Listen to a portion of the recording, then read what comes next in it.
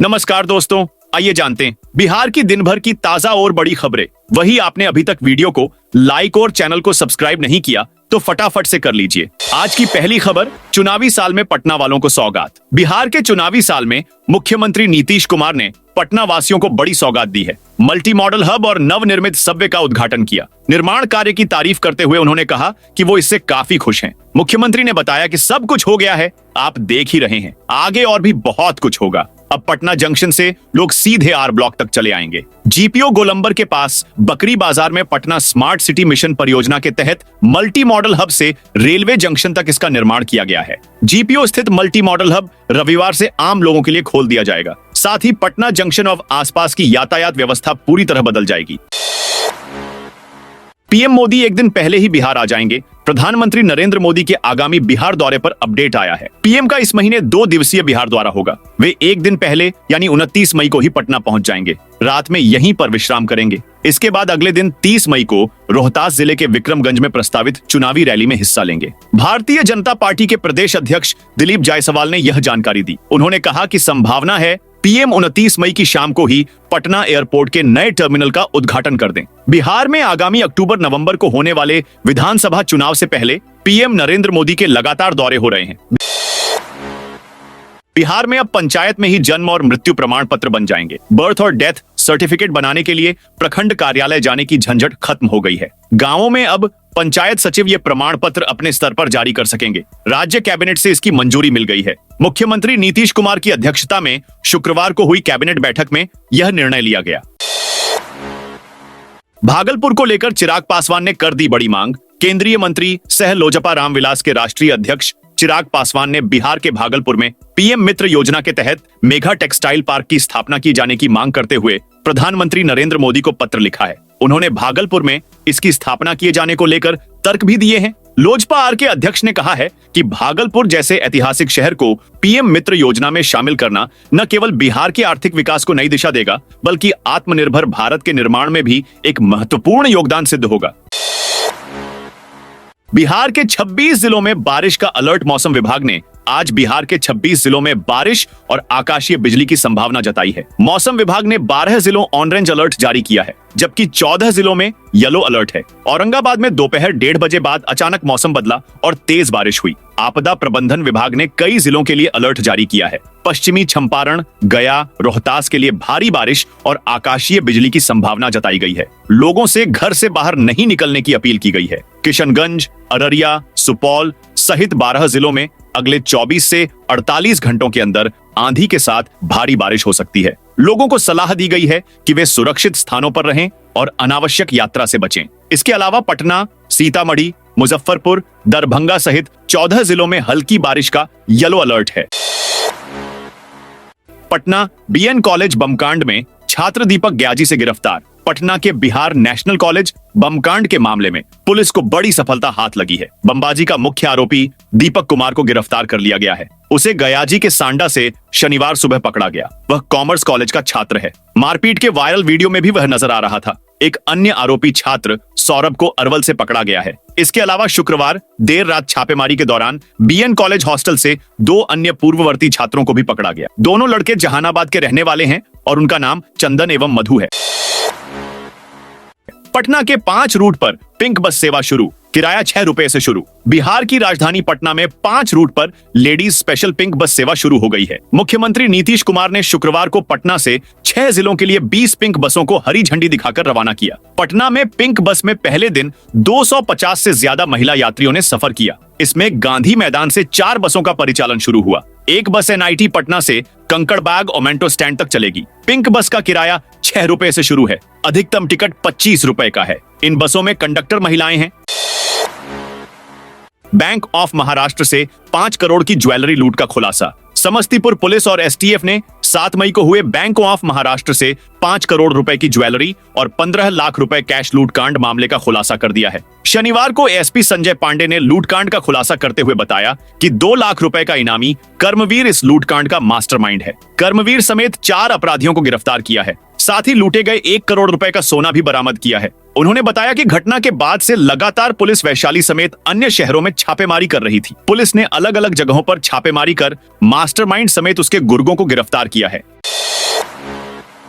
बिहार के सीमावर्ती जिलों में बड़ा खेला हो रहा। बांग्लादेशी बनवा रहे बच्चों का फर्जी बर्थ सर्टिफिकेट। बिहार के नेपाल, बांग्लादेश, पश्चिम बंगाल, झारखंड और उत्तर प्रदेश से सटे जिलों में बच्चों का फर्जी तरीके से जन्म प्रमाण पत्र बनाया जा रहा है। ऐसी शिकायत कोई और नहीं, बिहार सांख्यिकी सेवा से जुड़े पदाधिकारियों के संघ ने की है। बिहार सांख्यिकी सेवा संघ ने राज्य सरकार को दी सूचना में कहा है कि प्रदेश के 22 जिलों के 105 प्रखंड जो अंतर्राष्ट्रीय और अंतर्राज्यीय सीमा पर हैं, वहां फर्जी जन्म प्रमाण पत्र बनाए जा रहे हैं। इसमें विदेशी नागरिकों के बच्चों का जन्म प्रमाण पत्र बनवाने के लिए गिरोह सक्रिय है। अब जिला सांख्यिकी पदाधिकारियों के माध्यम से इसकी छानबीन शुरू कर दी गई है।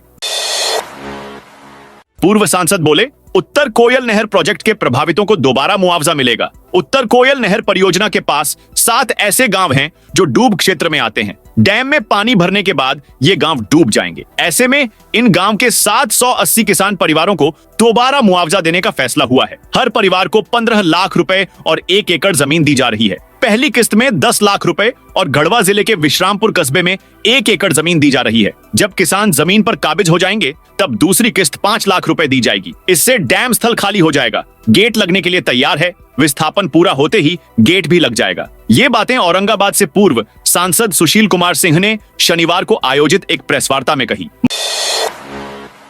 मधुबनी में 3 जिंदा बम मिलने से हड़कंप। मधुबनी में शनिवार की सुबह उस वक्त अफरा तफरी मच गई जब एक नहर के पास एक बम फट गया। इस धमाके में एक भैंस गंभीर रूप से घायल हो गई। यह घटना रुद्रपुर थाना क्षेत्र अंतर्गत रखवारी गांव से सामने आई है। सूचना मिलते ही बाद मौके पर पहुंची बम निरोधक टीम ने 3 जिंदा बम बरामद कर उन्हें सुरक्षित तरीके से निष्क्रिय कर दिया।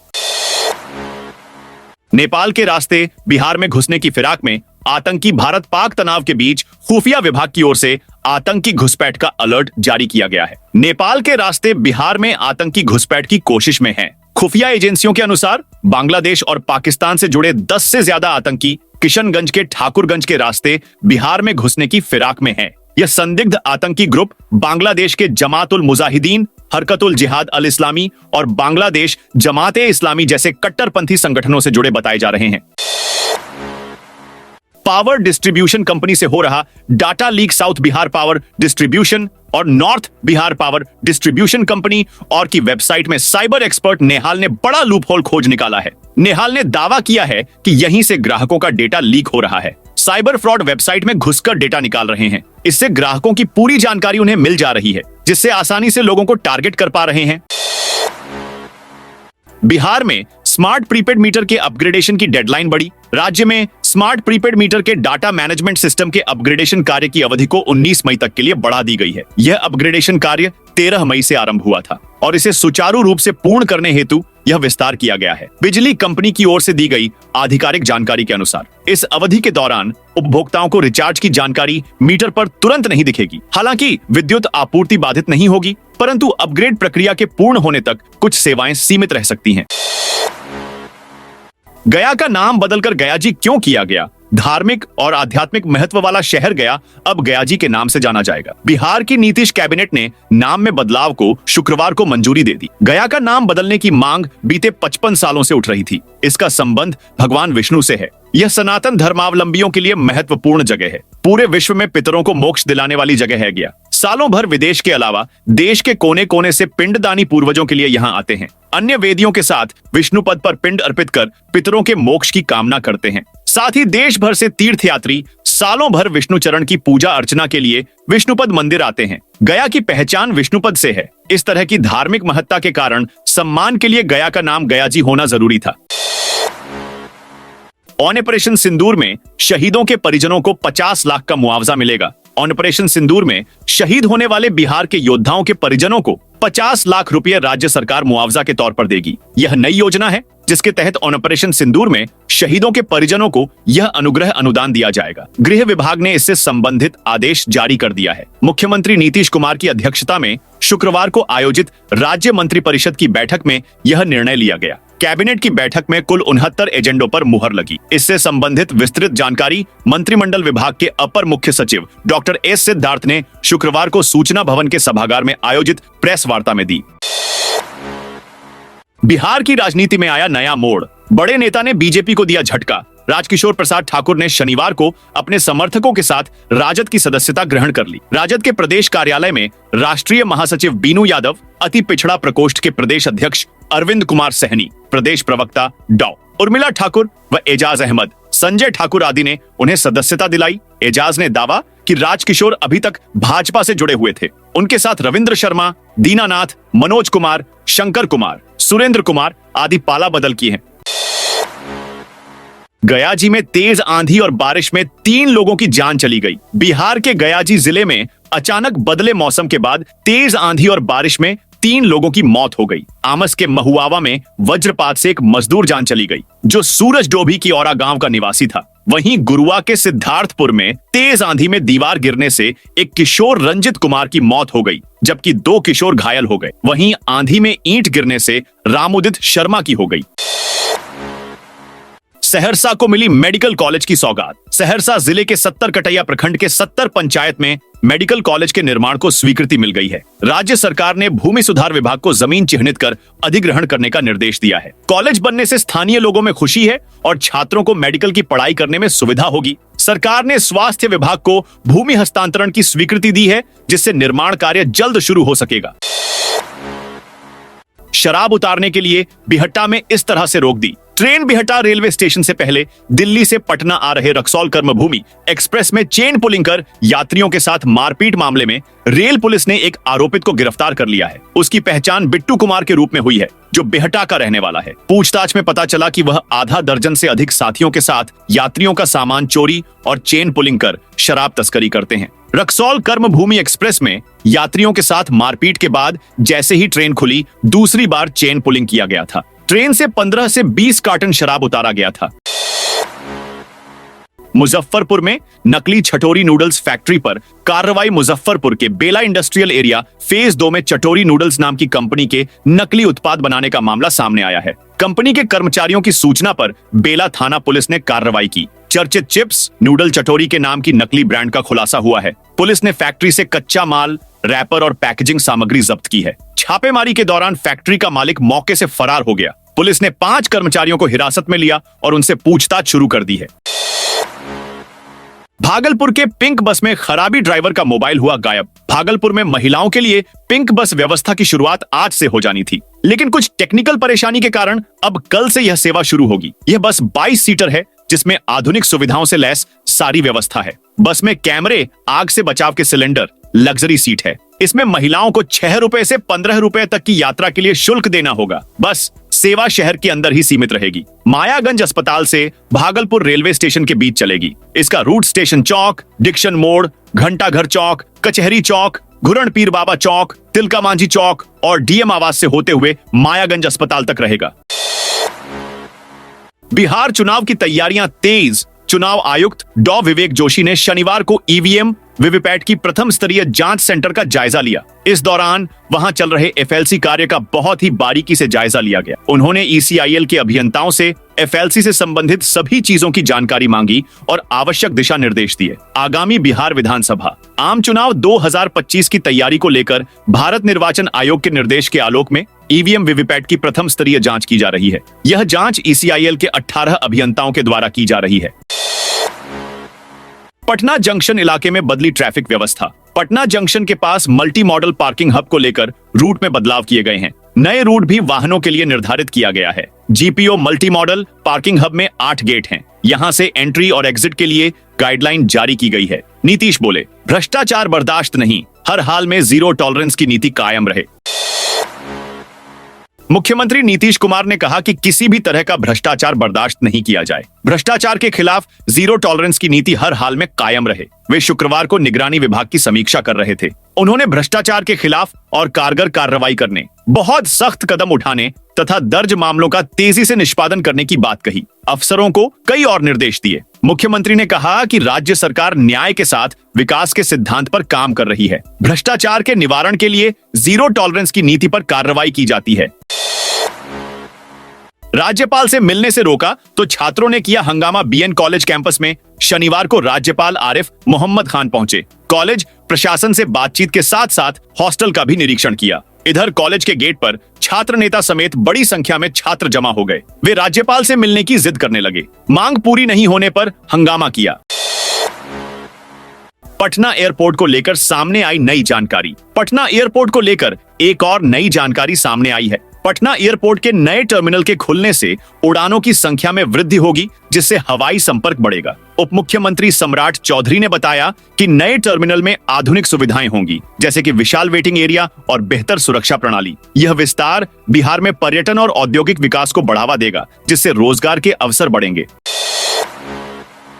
एमपी के मंत्री विजय शाह पर बिहार में मुकदमा। ऑपरेशन सिंदूर में अहम भूमिका निभाने वाली कर्नल सोफिया कुरैशी के बारे में विवादित बयान देने वाले मध्य प्रदेश के मंत्री विजय शाह की मुश्किलें बढ़ सकती हैं। उन्हें बिहार के मुजफ्फरपुर में कोर्ट का चक्कर लगाना पड़ सकता है। उनके खिलाफ मुजफ्फरपुर सिविल कोर्ट में मुकदमा दर्ज कराया गया है।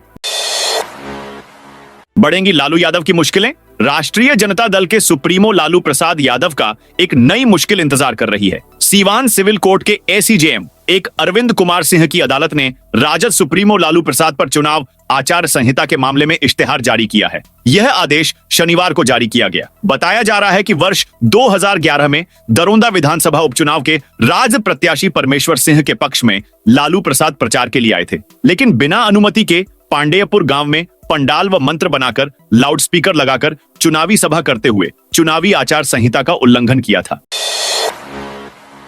10,000 करोड़ की लूट में शामिल हैं मंत्री, अधिकारी, कर्मचारी। आरजेडी सांसद सुधाकर सिंह ने आज प्रेस कॉन्फ्रेंस कर ग्रामीण कार्य विभाग पर गंभीर आरोप लगाए हैं। उन्होंने दावा किया कि चुनावी साल में विभाग का बजट 3 से 4 गुना बढ़ा दिया गया है। इसमें बड़े पैमाने पर भ्रष्टाचार हो रहा है। उन्होंने बताया कि ग्रामीण सड़कों के निर्माण और रखरखाव के लिए 20,000 करोड़ रुपए का बजट तय किया गया है, लेकिन इसमें से 10,000 करोड़ रुपए विभागीय मंत्री, अधिकारी और कर्मचारी लूटने की साजिश में शामिल हैं। गया में सिर्फ महिलाओं के लिए चलेगी 2 पिंक बसें। बिहार सरकार ने महिला सुरक्षा और सहूलियत को लेकर बड़ा कदम उठाया है। गया को 2 नई पिंक बसें मुहैया कराई गई हैं। खास बात यह है कि ये बसें सिर्फ महिलाओं के लिए होगी। इन बसों को शुक्रवार की रात गया, नवादा और औरंगाबाद जिलों में भेजा गया। प्रत्येक जिले को 2-2 बसें दी गई हैं। गया में मिली 2 पिंक बसों में एक रेलवे स्टेशन से बोध गया स्थित मगध यूनिवर्सिटी तक चलाई जाएगी, जबकि दूसरी बस गया बस स्टैंड से टिकारी रूट पर दौड़ेगी। यह बस सेंट्रल यूनिवर्सिटी कैंपस होते हुए टिकारी मुख्य रास्ते पर लौटेगी और फिर गया व टिकारी के लिए आवाजाही करेगी। पटना में रेस्टोरेंट के अंदर कस्टमर और स्टाफ में विवाद हो गया। पटना के एक रेस्टोरेंट में शनिवार को डोसा की चटनी में नारियल का छिलका मिलने पर विवाद हो गया। रेस्टोरेंट में कस्टमर अरुण कुमार ने डॉयल 112 को सूचना दे दी। इसके बाद एएसआई शोभा कुमारी जांच के लिए पहुंची। इस मामले में कस्टमर अरुण कुमार का कहना है कि मैंने रेस्टोरेंट के स्टाफ से इसकी शिकायत की तो जवाब आया कि नारियल के साथ छिलका आ ही जाता है। यहां तक कि चटनी चेंज करने से इनकार कर दिया। इसके बाद डॉयल 112 को कॉल कर शिकायत की थी। राज्य के 375 सरकारी स्कूलों में जल संचय होगा। बिहार के 375 सरकारी स्कूलों में जल संचय किया जाएगा। इसके लिए शिक्षा विभाग ने चिन्हित स्कूलों के लिए 3 करोड़ रुपए स्वीकृत किए हैं। स्कूल को 80,000 रुपए दिए जाएंगे। इससे माध्यमिक, उच्च माध्यमिक स्कूलों में जल संचय के लिए 3,000 वर्ग फीट में निर्माण कार्य किया जाएगा। साथियों, ये थी बिहार की दिन भर की ताजा और बड़ी खबरें। आपने अभी तक बिहार समाचार चैनल को सब्सक्राइब नहीं किया तो फटाफट से कर लीजिए, ताकि बिहार की खबरें सबसे पहले आपको मिले।